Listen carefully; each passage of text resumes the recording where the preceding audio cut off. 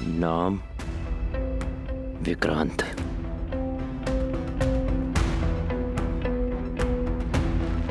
मेरी माँ का नाम कौशल्या।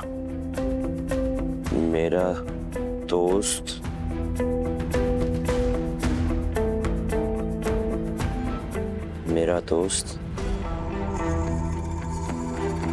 मेरे रिश्तेदार। कुछ याद क्यों नहीं आ रहा? इतने दिन हो गए, कोई मुझसे मिलने भी नहीं आया। ना कोई मेरा दोस्त, ना कोई मेरा रिश्तेदार, ना कोई ऐसा आदमी जो मुझे बता सके कि मैं कौन हूं। कौन हूं मैं? तुम आए मेरी लाइफ में और तुमने मुझे ऐसे ट्रीट किया कि दुनिया में सबसे इंपॉर्टेंट इंसान ना मैं हूं तुम्हारे लिए। विक्रांत, तुम्हारी बैक पे जो निशान है, तुम्हें वो याद है?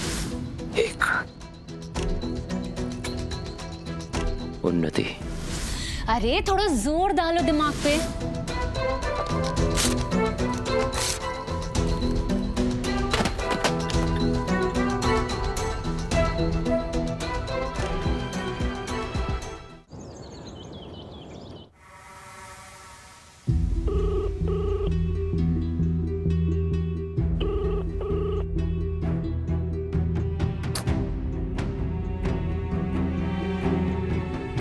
जैसा मैंने सोचा था वैसा ही है। उन्नति फोन नहीं उठा रही। कमाल है, पूरा किला बना रखा है। ना कोई खिड़की खुली है, ना कोई दरवाजा। ना कुछ सुनाई दे रहा है, समझ नहीं आ रहा हो क्या रहा है। मुझे कुछ भी करके पता लगाना पड़ेगा विक्रांत की हालत क्या है, वो किस कंडीशन में है, उसकी हेल्थ का क्या स्टेटस है, इसकी याददाश्त कितने दिनों में आ सकती है। मैं इसका पता कैसे लगाऊंगा? ऐसे ही जैसे विक्रांत करता है। मैं विक्रांत का पता लगाने के लिए विक्रांत का ही तरीका अपनाऊंगा।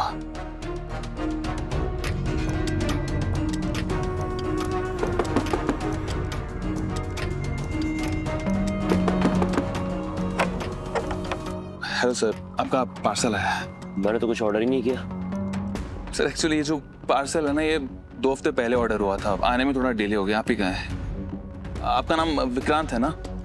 हाँ, कहते तो सब यही है। आप एक काम करिए, इस पेपर में ना यहाँ साइन कर दीजिए। लीजिए। साइन तो मुझे याद नहीं है। Thank God he doesn't even remember his sign. कोई बात नहीं सर, आप एक काम करिए, अपना नाम ही लिख दीजिए, वो भी चलेगा।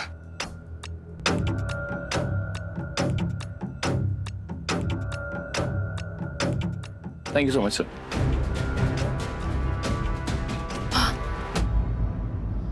ठीक है, मैं फिर निकलती हूँ। मुझे रेस्टोरेंट पे भी टाइम पे पहुँचना है और फिर मैं कल आती हूँ। बहुत बहुत धन्यवाद बेटा।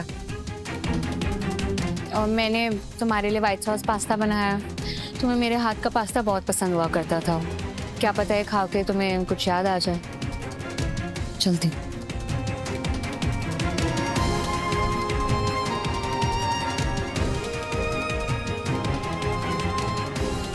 उन्नति यहाँ विक्रांत से सिर्फ मिलने नहीं आई है, बल्कि उसकी याददाश्त वापस लाने में ही उसकी मदद भी कर रही है।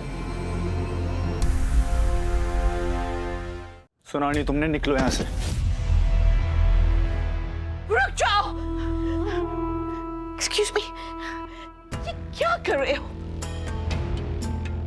प्रीत गलत डिसीजंस ले रही है और तुम उसका साथ दे रहे हो। हम सबके मना करने के बावजूद प्रीत ने उस सीमा को इस घर में रखा, जो किडनैपर निकली, चोर निकली। हमारी अच्छी किस्मत थी कि टाइम रहते उसके इरादों का हमें पता चल गया। राघव, हम ग्वालियर के अमीर घरानों में से एक है। सबकी नजर हमारी दौलत पर रहती है। अगर वो सीमा, उसके इरादे खतरनाक होते तो, डेंजरस होते तो, अगर वो हमारे घर की बातें, हमारे बिजनेस डील्स दुश्मन को जाकर बता देती तो अनर्थ हो जाता ना। और अब ये विद्या को इस घर में रखना चाह रही है। शालिन जी सही कह रही है रीत, कि तुम्हारा फटीचर मायका नहीं है। जहाँ इनकम कम है तो घर को कभी भी धर्मशाला बना दो। जुबान संभाल के दिव्या भाभी। मेरे मायके में क्या था क्या नहीं है, इससे आपको कोई मतलब नहीं होना चाहिए। आपको मतलब इस बात से होना चाहिए कि मेरे पति राघव सूर्यवंशी है और आप भूल रही है कि अभी भी वो इस घर के मालिक है।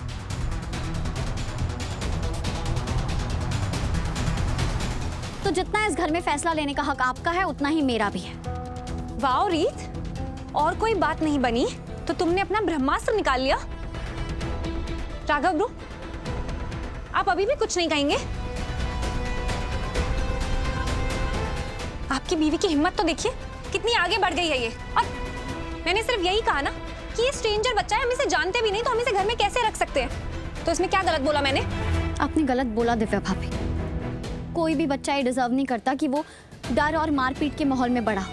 इतना तो समझती है ना आप। तो मान लो ना कि तुम ये सब अपनी खुशी के लिए कर रही हो, क्योंकि तुम इस बच्चे को यहाँ रखना चाहती हो। अपनी खुशी के लिए तुम एक हस्बैंड वाइफ के बीच में लड़ाई लगवा रही हो और एक बाप को उसके बच्चे से अलग कर रही हो। मैं ये सब अपनी खुशी के लिए नहीं कर रही हूँ, और ना ही मैंने ये कहा कि बिंदिया और रियांश हमेशा के लिए यहीं रहेंगे। ना मैं ये सब रियांश के लिए कर रही हूँ। मैंने ये कदम इसलिए उठाया है क्योंकि एक औरत को एहसास होना चाहिए कि उसे ना कहने का हक होता है। अगर उसका पति उसे इतना मार रहा है तो उसे कोई भी मजबूर नहीं कर सकता अपने पति के पास वापस जाने के लिए। और जब तक बिंदिया अपने और रियांश के लिए कोई दूसरा इंतजाम नहीं ढूंढ लेती, उसे पनाह देना, उसका साथ देना मेरी जिम्मेदारी है। और अब इस बात पे मैं और बहस नहीं करना चाहती। बिंदिया, चलो।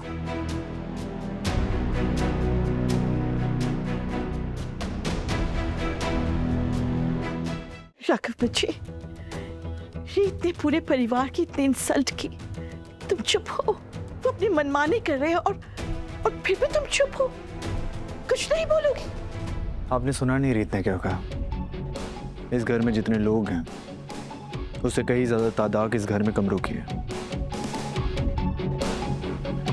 और उन कमरों से ज्यादा इस घर में सर्वेंट्स हैं। तो हम श्योर किसी बच्चे और एक औरत की वजह से यहाँ पर किसी पे बोझ नहीं पड़ेगा।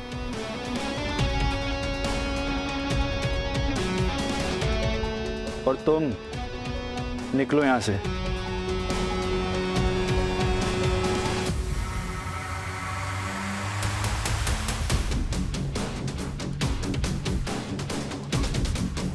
इस बिंदिया को तो मैं छोड़ूंगी नहीं। मिस्टर राजू, मियाँ बीवी की एक्टिंग करते करते कहीं तुमने बिंदिया को अपनी रियल वाइफ तो नहीं मान लिया था? शालिनी जी, मैंने ऐसा कुछ नहीं किया। मैंने कोई हाथ वाथ नहीं उठाया था उस पे। ये हमारे नाटक कंपनी में नकली घाव और जख्म बनाना बिल्कुल आम बात है, और बिंदिया इसमें माहिर है। बाएं हाथ का खेल है उसका। मतलब वो चोट के निशान वो सब नकली थे? हाँ मेकअप था जी। बट उसने ऐसा क्यों किया?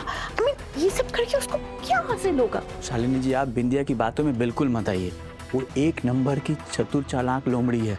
हमारे नाटक कंपनी में सफाई कर्मचारी बनकर आई थी और आज मेन हीरोइन का रोल करती है वो। आपको क्या लगता है कि वो टैलेंटेड है? नहीं, उससे ज़्यादा टैलेंटेड लोग हैं यहाँ पे, लेकिन उसे पता है कि कब, कहाँ, कैसे अपने पत्ते खोलने हैं। आपके घर पे जो हुआ ना, वो तो बस एक ट्रेलर था। बिंदिया जिस चीज को पाना चाहती है ना, उसे पाने के लिए किस हद तक गिर सकती है आपको अंदाजा भी नहीं है। बस आपकी बदकिस्मती ये है कि उसे अच्छे से पता है बिंदिया को कि आप रीत मैडम से उसका बच्चा छीनना चाहती हैं। बस इसी बात का फायदा उठा रही है वो। अब आप भी तैयार हो ही जाइए उसके नाम के आगे सूर्यवंशी लगाने के लिए।